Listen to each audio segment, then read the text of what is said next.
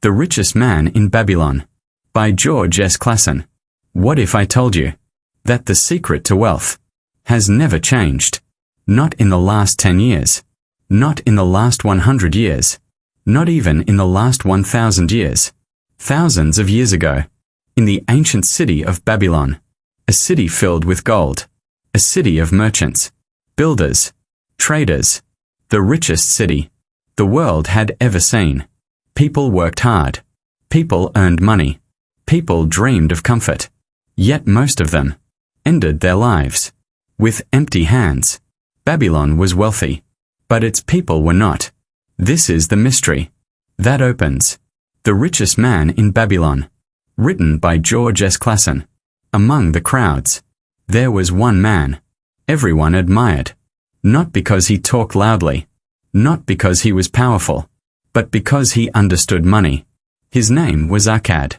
Once, Akkad was poor. He lived day to day, coin to coin, with no idea where his money went, just like millions of people today, people who earn, but never keep. One day, Akkad realized a painful truth. No matter how much he earned, he always ended up with nothing. So he made a decision that changed everything. Akkad learned that a part of everything he earned must belong to him, not to spend, not to waste, not to impress others, but to save. He saved first, before spending anything else, just one small portion, at least 1/10. This simple habit became the foundation of his wealth. From the book, we learn the first great law of money: pay yourself first. In real life, this principle still works. A teenager who saves from a small allowance, a worker who saves from a modest salary. Over time, they build security, while others, who earn more, but save nothing, remain trapped. Akkad didn't stop there. Saving alone was not enough. He learned that saved money must grow. Money must work, or it dies. He invested carefully, seeking wise counsel, not from dreamers, not from gamblers, but from people who understood their craft. Today, this is the difference between investing and gambling, between patience and chasing quick wins. George S. Clason teaches us that wealth grows slowly, like a tree, strong roots first. Another powerful lesson from the book, protect your money from loss.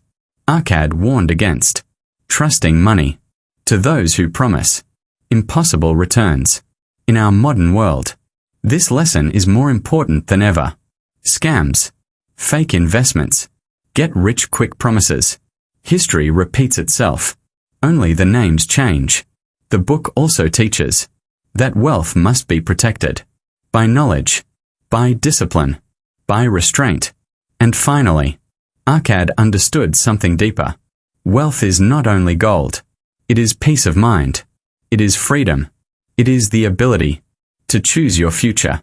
Many people today earn more than kings of Babylon, yet they live with anxiety, debt, fear, because they never learned what Akkad learned. Money follows simple laws. Ignore them, and struggle forever. Follow them, and wealth grows quietly. This is why The Richest Man in Babylon, by George S. Clason, has survived 4 generations. Its lessons are ancient, but their power is eternal. And this is only the beginning, because the next law of wealth separates dreamers from those who actually become rich. But Akkad knew that saving and investing were not enough, because money has enemies, invisible enemies, habits, emotions, impulse, ignorance. Many people earn money, save money, even invest money. Yet slowly, quietly, they lose everything. Not in one dramatic mistake, but in many small ones they ignore. So Akkad spoke of another law, a law most people overlook. Control your expenses, because money that leaks never stays. Akkad never said to live in misery. He never said to reject comfort. He said to live wisely. And there is a difference. In Babylon, people earned more gold than ever before, yet they spent more than ever before. New clothes, bigger homes, richer meals, louder lifestyles. And still, they felt poor. Arcad explained a simple truth. A man's expenses will always rise to match his income, unless he learns to command them. This lesson has not changed. Today, someone earns more money and immediately upgrades everything. A bigger phone, a newer car, a more expensive routine, without realizing that income increased. But freedom did not. They did not become richer. They became heavier. More obligations. More pressure. More fear of losing it all. From the book, George S. Clason teaches us that controlling expenses is not punishment. It is protection. It is choosing long-term peace over short-term pleasure. In real life, a person who tracks spending knows exactly where money goes. A family that plans ahead does not panic when problems appear, while those who never look are always shocked when money disappears. Arcad believed that true wealth is not about how much gold you earn, but how much of it stays with you. Then he warned of another danger: risk without knowledge. Because money is timid. It runs away from reckless hands. Gold does not like excitement. It prefers calm, patience, and understanding. In Babylon, many lost fortunes by trusting friends instead of wisdom, by chasing rumors instead of facts, by believing promises instead of principles. They blamed bad luck. They blamed fate. But Arcad knew the truth.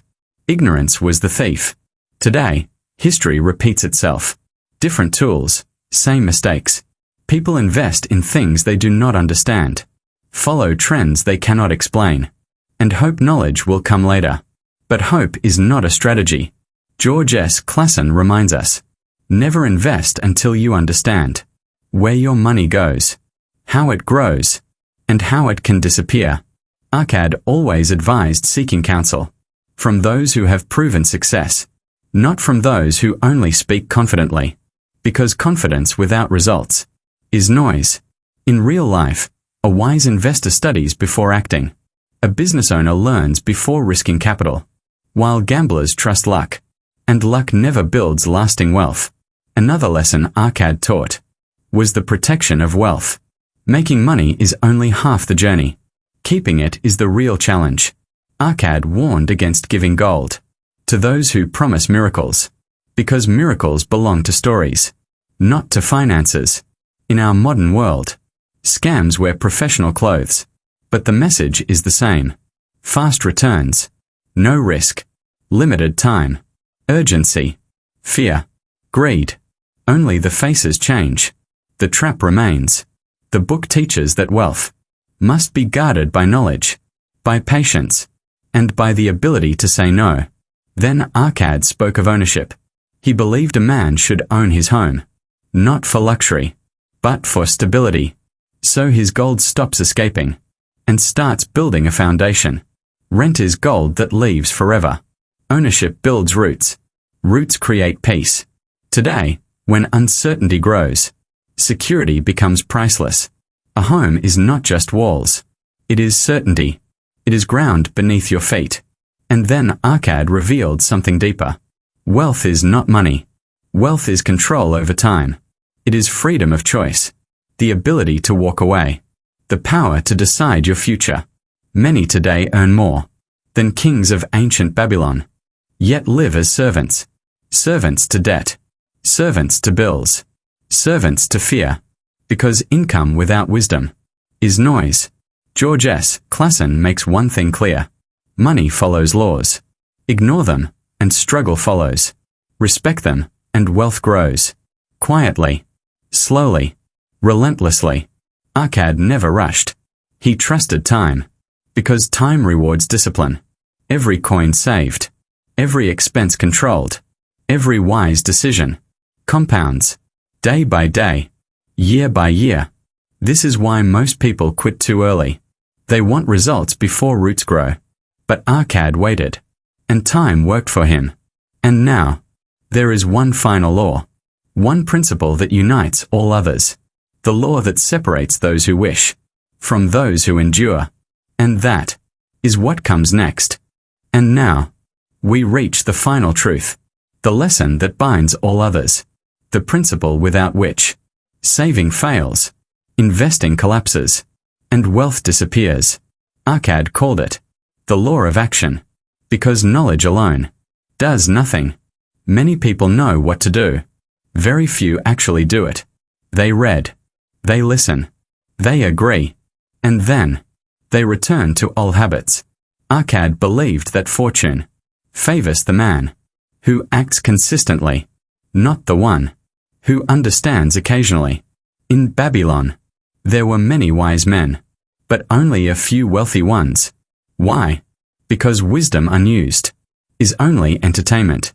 George S. Clason reminds us that opportunity comes quietly, not loudly, not dramatically. It arrives disguised as discipline, as routine, as boring repetition. Save a little every time. Invest carefully every time. Control expenses every time. Protect your gold every time. Most people fail here, not because the rules are hard, but because they are simple, and simple things are easy to ignore. Arcad taught that success is the result of small decisions, repeated daily, not giant moves, not sudden luck. In real life, a person who saves once feels proud. A person who saves always becomes free. A person who invests once feels excited. A person who invests wisely for years builds wealth. Time is the silent partner in every fortune, but only for those who stay consistent. Arcad also spoke about work. He believed that work, when done with purpose, multiplies opportunity. Not all work pays equally, but all effort creates learning. Those who improve their skills increase their value. Those who stay still are slowly replaced. In Babylon, the most successful merchants were not the strongest, but the most adaptable. Today, this lesson matters more than ever. The world changes, industries shift, skills expire, but those who learn continuously remain valuable. George S. Clason shows us that wealth is built by becoming more useful, not more desperate. Arcad never chased money directly. He chased improvement, and money followed. Another final warning Arcad gave was about procrastination. He said, "The future belongs to those who prepare today." Tomorrow is the favorite word of the poor, not because they lack intelligence, but because they delay action. Saving tomorrow, learning tomorrow, investing tomorrow. But tomorrow is never guaranteed. In real life, most regrets are not about failure. They are about delay, not starting sooner, not staying consistent longer. Arcad taught that fear is the greatest enemy of wealth. Fear of loss, fear of mistakes, fear of looking foolish. But fear keeps money idle, and idle money dies. He believed that courage, guided by wisdom, creates growth. Not reckless courage, not blind risk, but informed action. This balance is what separates builders from dreamers. Finally, Arcad spoke about legacy. Wealth is not only what you spend, but what you leave behind. Not just gold, but example. Habits passed on, discipline taught, wisdom shared. In Babylon, Arcad became rich, but more importantly, he became respected because his wealth had purpose. George S. Clason ends the journey by reminding us that riches are possible for anyone willing to learn, to act, and to endure. Not overnight, not without effort, but inevitably. The laws are simple. They are fair. They do not change. Ignore them, and struggle continues. Follow them, and wealth grows quietly, patiently, steadily. The richest man in Babylon is not a story about gold. It is a guide to freedom. And now, the choice is yours. Not tomorrow, not someday, but today. Because the path to wealth has always been clear. Only the walkers are few.